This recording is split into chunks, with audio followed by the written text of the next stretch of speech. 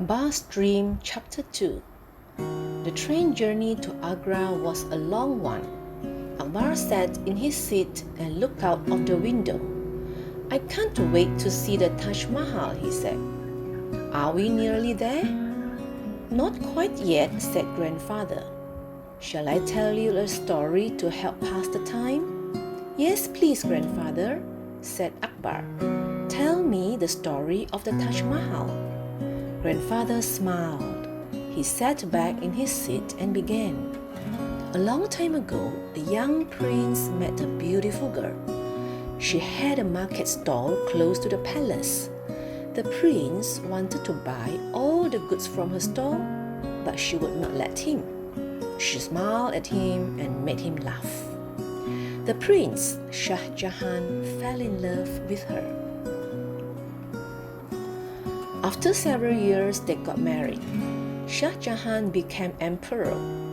He called his wife Mumtaz Mahal, which meant chosen one of the palace. He loved her very much, and she was never very far from his side. One day, Shah Jahan had to go and fight a battle. While he and his soldiers were away fighting, Mumtaz gave birth to a little girl. The baby survived, but sadly, Mumtaz died. Grandfather stopped speaking. There were tears in his eyes. Akbar did not know if the tears were for Mumtaz or for Grandma. Grandma had died last year, and Grandfather was still very lonely. "Did you love Grandma as much as Shah Jahan loved Mumtaz?" asked Akbar. Grandfather nodded.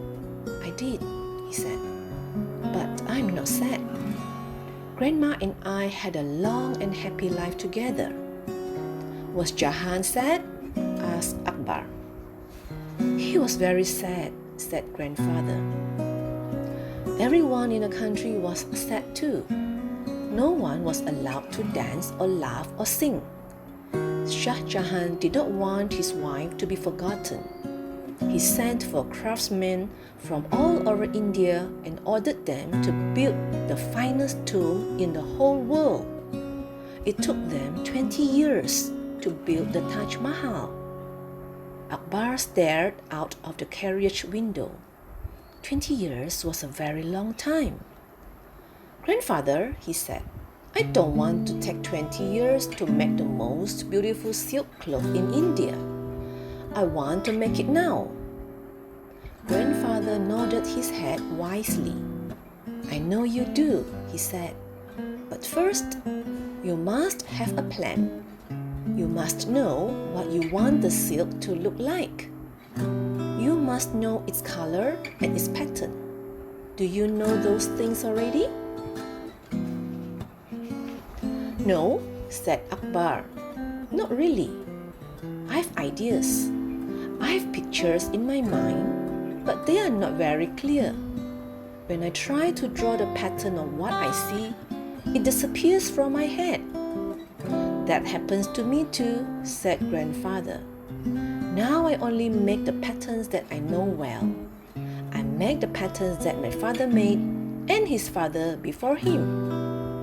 "I want to make new patterns," said Akbar. "I want to make patterns that no one has ever seen on silk before." "You are like Shah Jahan," said Grandfather. "You want to make the most beautiful thing that has ever been seen." This was true. Akbar knew that he would never be happy until he had made the silk he dreamed of. He hoped that the Taj Mahal would fill him with ideas for the silk's pattern and its colors.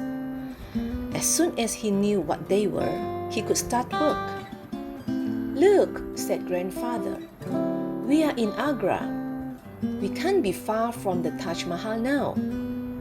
The train stopped and many people got out. Grandfather and Akbar let themselves be carried along the platform by the crowds. Soon they were in the streets heading for the Taj Mahal. "I can see it," cried Akbar. A beautiful white dome sparkled in the sunlight, and 4 tall towers stretched reached into the sky. Isn't it wonderful? Gasped grandfather. Akbar didn't answer. He was too busy gazing at the Taj Mahal. Even in his dreams, he had not imagined anything quite so lovely.